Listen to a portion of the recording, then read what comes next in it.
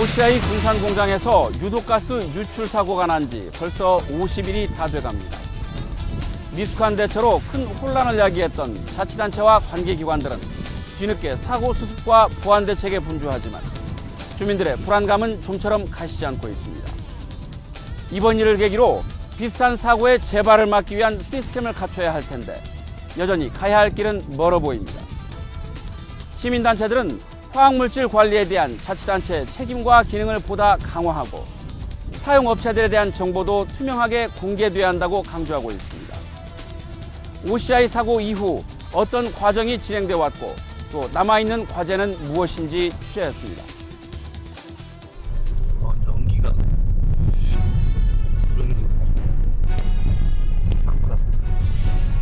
하얀 연기가 공장 위로 뭉게구름처럼 피어오릅니다. OCI 군산 공장에서 유독물질인 사염화 규소가 샌 건 6월 22일. 가스 유출을 막는 수막 커튼이 작동하면서 물과 반응한 가스의 일부는 염산이 돼 현장에 가라앉았지만 나머지는 염화수소로 변해 공장 밖으로 날아갔습니다. 이 사고로 작업 중이던 근로자 한 명이 병원으로 옮겨졌지만 생명에는 지장이 없는 것으로 알려졌습니다.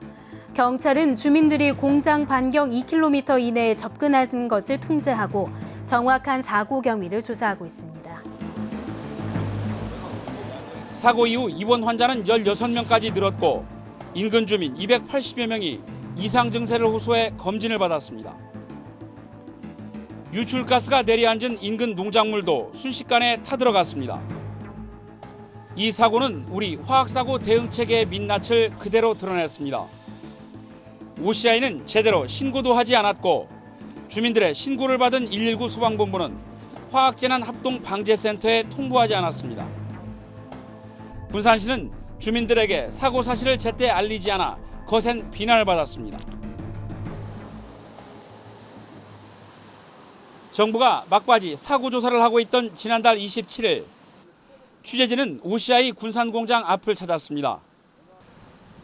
사고 당시 하얗게 탔던 변은 외견상 푸른 상태를 회복했습니다. 하지만 농수로의 풀은 여전히 하얗게 말라 죽어 있고 주변의 나뭇잎에도 사고의 흔적이 고스란히 남아 있습니다. 박희주 씨는 사고 당시 공장 앞 논에서 막바지 모내기를 하다 피해를 입었습니다. 오후 4시경에 하얀 연기가 막 쫙 품더라고. 이렇게 연기가 보트 품는 거 아니라 구름 지나가는 식으로 품어가지고 논에서 그 모내 작업하고 있는데 이슬비처럼 막 내리더라고요. 근데 막바로 벼가 그냥 바로 그냥 빨갛게 그냥 타 들어가더라고요. 벼가. 그럼 거기 계시면서 그걸 다 들이마시신 거예요? 그렇죠. 박 씨는 곧바로 눈이 따가웠고 얼굴도 자극과 함께 열꽃이 피었습니다. 두통을 호소하는 사람도 있었습니다. 박 씨는 증세가 호전되지 않아 13일이나 입원 치료를 했습니다. 이 논을 지난 30년 동안 일궈왔고 앞으로도 일궈야 하는 만큼 박 씨의 불안감은 여전히 해소되지 않고 있습니다. 불안하지요. 네? 보다시피 저기 하얀 연기 나고 하얀 연기 품고 어디 밑에서 바로 농사 짓고 있는데 엄청나게 불안하지. 이번에 이런 기회를 삼아서 휴단 자체도 모든 정비를 잘 해가지고 다시는 이런 일이 없도록 해야지. 정말 이 주민들이 살겠냐고 이거. OCI 군산 공장 앞에서 8년째 식당을 운영하고 있는 최혜숙 씨. 최 씨도 사고로 두통과 함께 이상 증세를 느꼈고 그날 저녁 예약에 맞춰 준비한 음식을 모두 버려야 했습니다. 최 씨는 평소에도 공장 수증기를 보면 불안했지만 어떤 화학물질을 쓰는지 또 어떤 피해가 날 수 있는지 알지 못했습니다. 저는 이제 이게 뭔지 어쩐지 사람 이렇게 손님 들어오면 여기서 뭘 만드는데요 이렇게 물어봤죠. 그러니까 화학물질이나 핸드폰에 들어가는 그런 걸 만든다는 거 하고 그러더라고요. 전에는 그럼 불안하거나 그러지는 않으셨어요? 그전은 불안했죠. 이게 이 수증기가 많이 나오니까 수증기도 인체에 안 좋다는 거를 알았기 때문에. 최 씨는 지난 6월 첫 번째 사고 이후 지난달에도 두 번째 가스 유출 사고가 있었다고 주장합니다. 7월 15일 공장에서 펑하는 소리와 함께 또 하얀 연기가 치솟았고 얼굴과 목에 자극이 생기면서 숨을 쉬기가 어려웠다는 겁니다. OCI 측은 생산 라인이 멈춰선 상태에서 고압 스팀 밸브의 조작 실수로 벌어진 일이라며 단순한 수증기라고 설명했지만 이미 한 차례 사고를 겪은 최 씨는 이를 믿지 않고 있습니다. 불안해서 못 살겠어요, 지금. 그래서 이게 어떻게 살아야 돼요? 여기서 터지면은 또 1차, 2차, 3차까지 안 온다는 보장도 없잖아요, 지금. 컨디션이 잠이 안 오고 마음이 불안해서 어떻게 살 수가 없거든요, 지금. 날마다.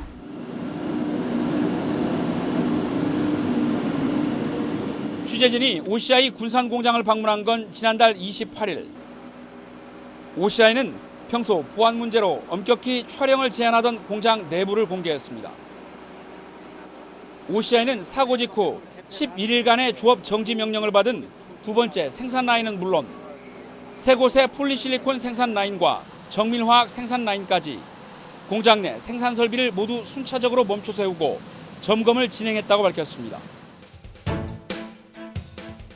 관계 기관들의 합동 점검도 진행되었습니다. 7월 14일과 15일에는 고용노동부와 안전관리공단, 익산 중대산업재해예방센터가 7월 16일부터 31일까지는 안전보건공단과 안전환경과학원, 안전문화진흥원에서 조사를 진행했습니다. 가장 중요한 게 그때 당시 이제 사고가 발생했던 그 밸브에 대해서는 저희들이 그 별도로 좀 떼어내서 그 전문 기관에 한국기계연구원에 그 어떤 그 원인에 의해서 사고가 발생했는지 그 조사를 의뢰를 하고 있습니다. 그 조사에 대한 결과는 7 내지 9주 정도가 소요된답니다. 환경부는 사고 원인 조사와는 별도로 대기와 토양, 농작물과 보건 등 5개 분야에 대한 조사를 마쳤습니다. OCI는 이 사고를 계기로 안전설비를 보강한다는 계획입니다. 생산 현장 외곽에 수막시설을 하나 더 추가로 설치하고 유출된 가스를 빨아들이는 포집 설비도 설치하겠다고 밝혔습니다. 만약에 가스가 누출됐을 경우에는 그 포집 설비를 통해서 1차로 그 가스가 그 포집이 될 거고요. 2차로 그 저희가 기존에 되어 있는 수막 설비에 의해서 그 가스 분출된 가스를 한 번 더 잡고요. 또 2차 수막 설비를 갖추고 난 다음에 거기서 그 밖으로 나갈 수 있는 가스를 최종적으로 받는 그런 시스템을 갖출 계획입니다. 하마터면 대형 사고가 됐을 뻔한 가스 유출 사고에도 사고 사실을 신속히 알리지 않아 혹독한 비판이 더해진 상황. OCI는 사고 발생 시 인근 주민과 관계기관에 즉시 알리는 경보 시스템도 갖추겠다고 약속했습니다.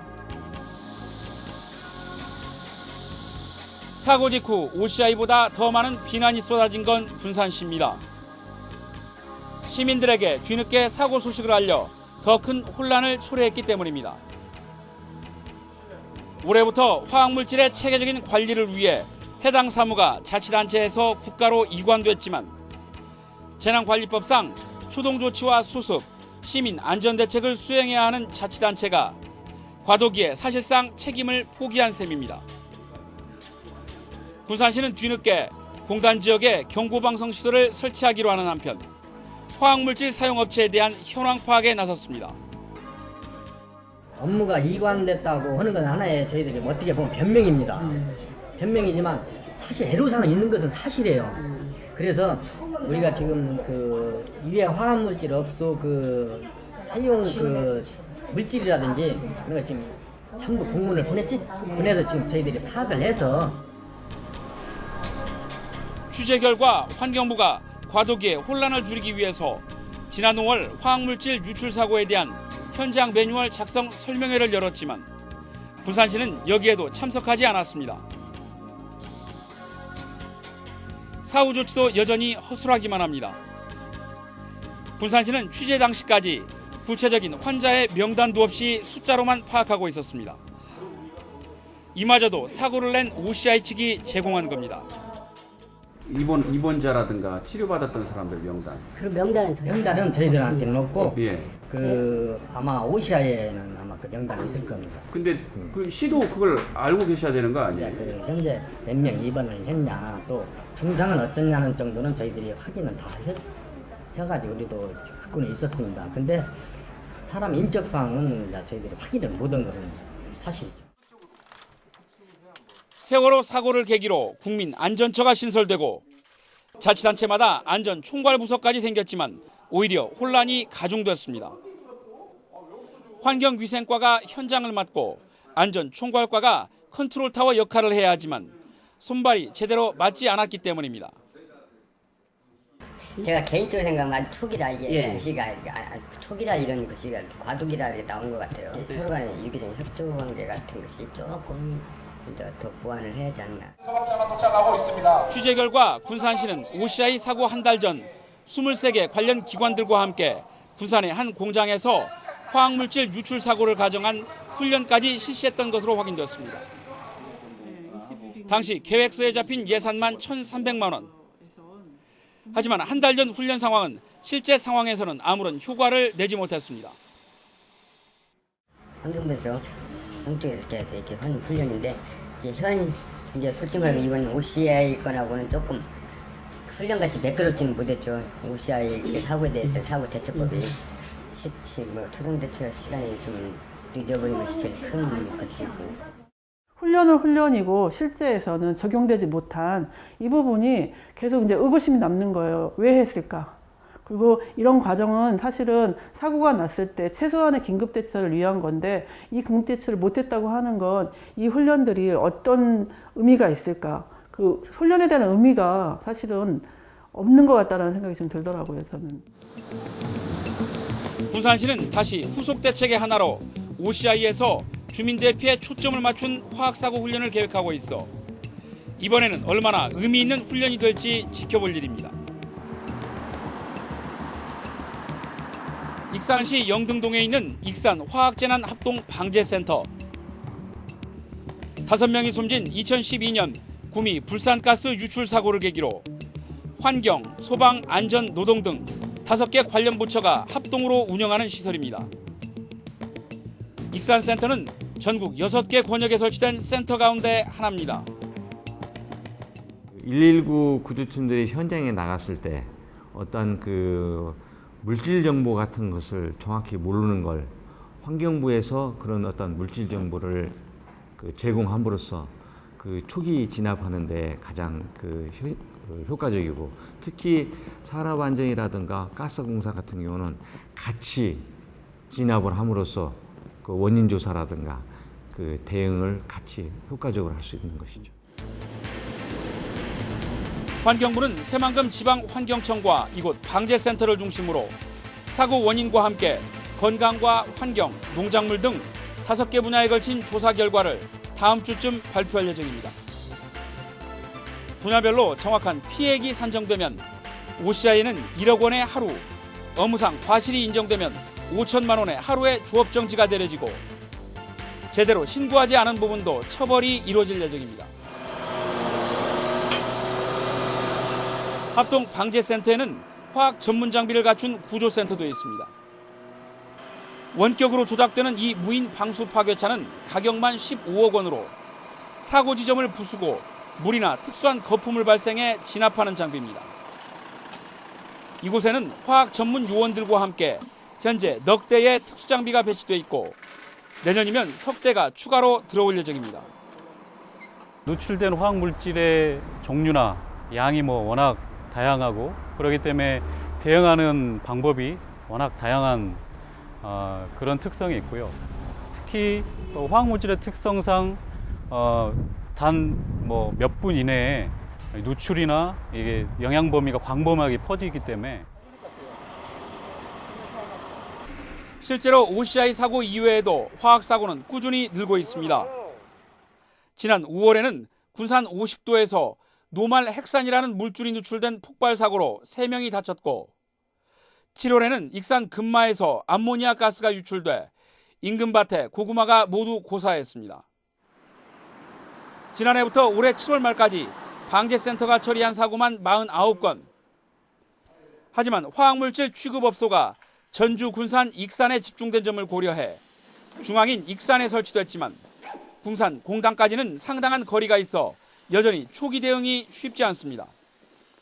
군산 같은 경우에는 여기서 한 40여 킬로 이렇게 떨어져 있죠. 그러다 보니까 여기서 저희 차량으로 긴급 차량으로 이동을 해도 아무리 빨라도 한 40분에서 50분 정도 교통 정체나 이런 걸 감안하면 걸리기 때문에 대응하는 데 좀 문제가 있습니다.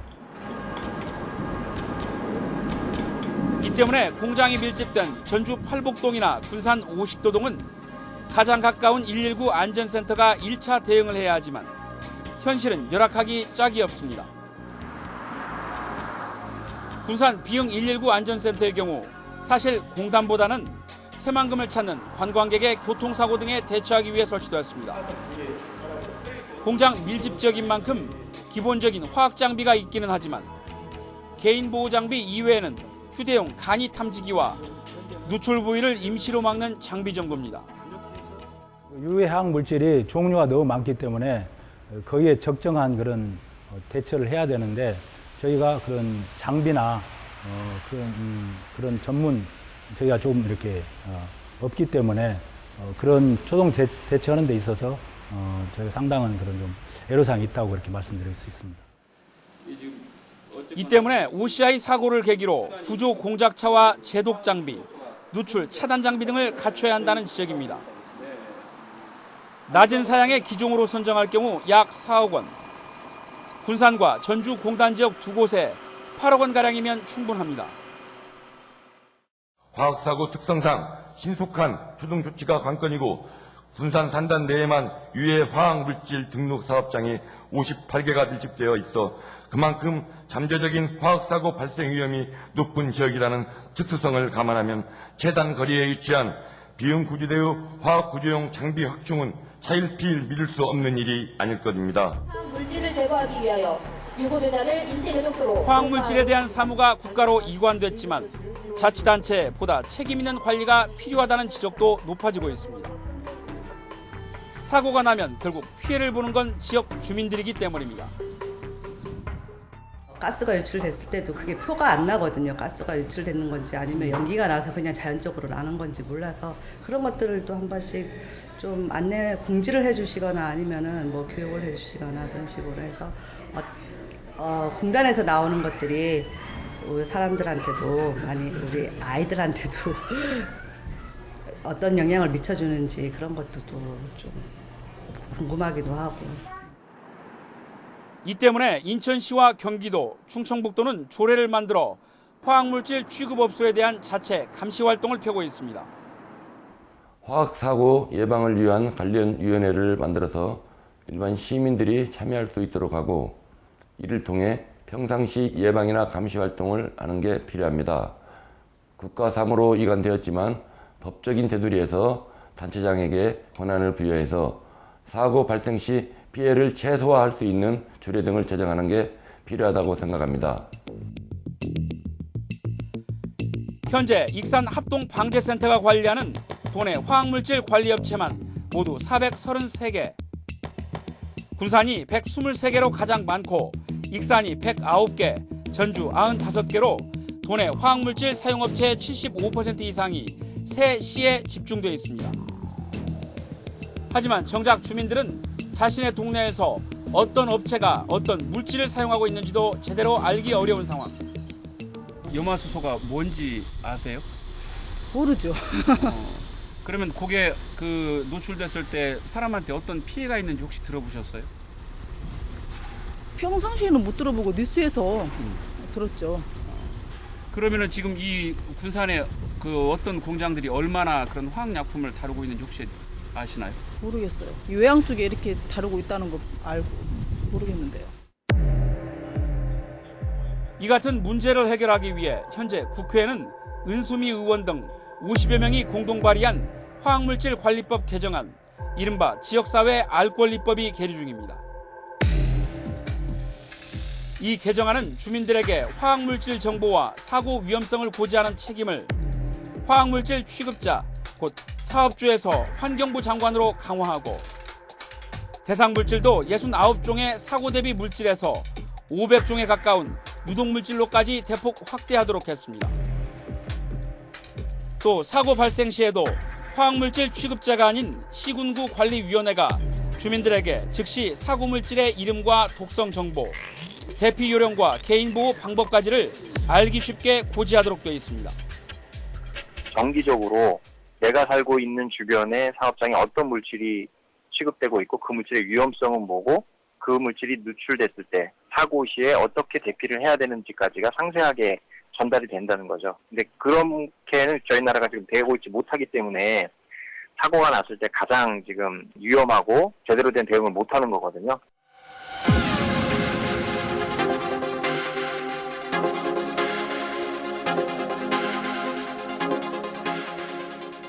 (2012년) 구미 불산가스 유출 사고는 발생 4시간이 지난 뒤에서야 주민 대피령이 내려졌습니다.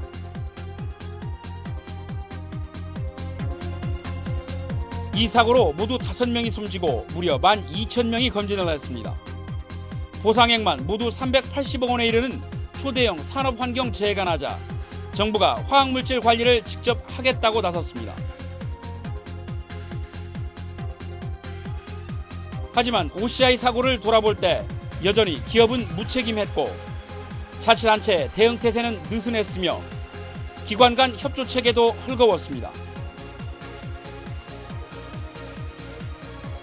모두 허둥지둥하는 사이 시민의 안전은 뒷전에 밀렸습니다. 이번 사고에 대한 정부의 엄정한 조사와 처벌, 또한 자치단체의 실효성 있는 대책이 뒤따르기를 기대합니다.